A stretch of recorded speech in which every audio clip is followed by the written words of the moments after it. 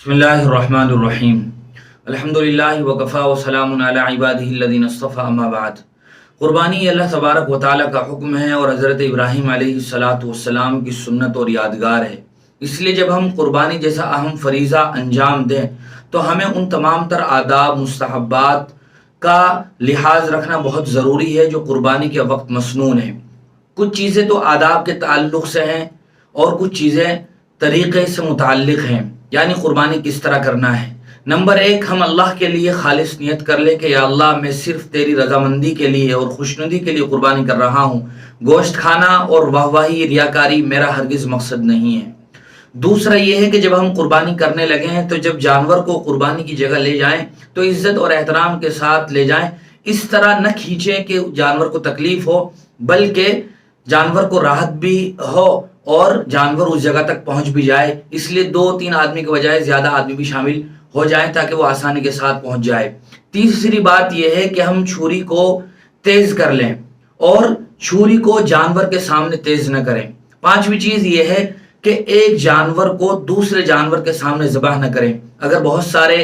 جانور ایک ساتھ ایک جگہ موجود ہوں اور وہاں وہ تمام تر جانور قربان کیے جانے ہوں تو بہتر ہے کہ کوئی ایسا طریقہ اختیار کرے کہ جس سے ان سے آڑ ہو جائے تاکہ وہ بقیہ جانور پریشان نہ ہو، چونکہ جب ایک جانور دوسرے جانور کو ذبح ہوتے ہوئے دیکھتا ہے تو بدکتا ہے اور پریشان ہوتا ہے، لہذا اس کا خیال رکھنا چاہیے۔ نمبر 6، قربانی اپنے ہاتھ سے کرے، اور اگر اپنے ہاتھ سے نہ کر رہا ہو تو قربانی کے وقت موجود رہے، اور اگر وہاں موجود بھی نہیں ہے تو بہرحال قربانی ادا ہو جائے گی۔ جانور کو لٹانے کا طریقہ یہ ہے کہ قربانی کے جانور کو قبلہ رخ لٹا دیا جائے بائیں پہلو پر، چاہے جانور کے پاؤں قبلے کی طرف ہو جائے تاکہ آپ داہنی طرف سے دائیں ہاتھ سے اچھی طرح آسانی کے ساتھ جانور ذبح کر سکیں۔ جب جانور کو لٹا دیا جائے قربانی کے لیے تو اس وقت یہ دعا پڑھنی چاہیے، انی وجہت وجہی للذی فطر السماوات والارض حنیفا وما انا من المشرکین قل ان صلاتی ونسکی ومحیای ومماتی للہ رب العالمین لا شریک لہ وبذلک امرت وانا اول المسلمین اللہم منک ولک۔ پھر اس کے بعد بسم اللہ اللہ اکبر کہہ کر جانور کو ذبح کر دینا ہے، اور پھر جب جانور ذبح ہو جائے تو اس کے بعد یہ دعا پڑھنی چاہیے، اللہم تقبلہ منی کما تقبلت من خلیلک ابراہیم وحبیبک محمد صلی اللہ علیہ وسلم۔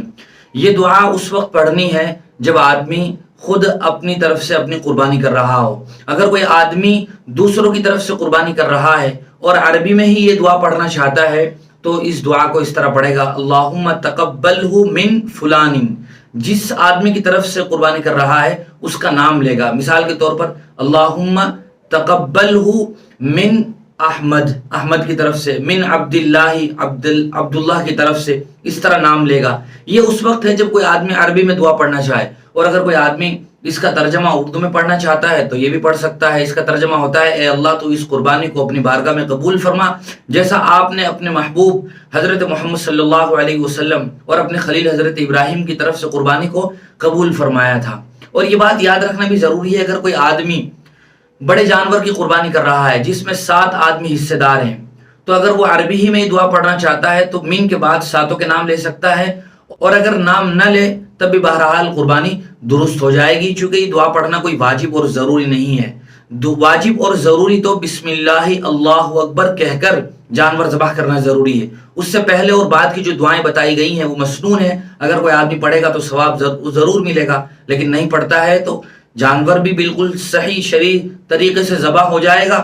اور گناہ بھی نہیں ہوگا۔ بس بسم اللہ اللہ اکبر کہہ کر ذبح کرنا یہ ضروری ہے، کہیں ایسا نہ ہو غفلت میں یہ تکبیر اور یہ دعا ہم سے چھوٹ جائے۔ بہت سی مرتبہ قربانی کے دن جب کوئی آدمی بہت سارے جانوروں کو ذبح کر رہا ہوتا ہے قصائی، تو وہ اتنی جلدی کرتا ہے کہ بہت سی مرتبہ خود بھی صحیح طریقے سے نہیں نکل پاتا، بسم اللہ بھی پڑھی کہ نہیں پڑھی، اس کا خیال رکھنا بہت ضروری ہے، کیونکہ ہم اس جانور کو اللہ کی بارگاہ میں پیش کر رہے ہیں۔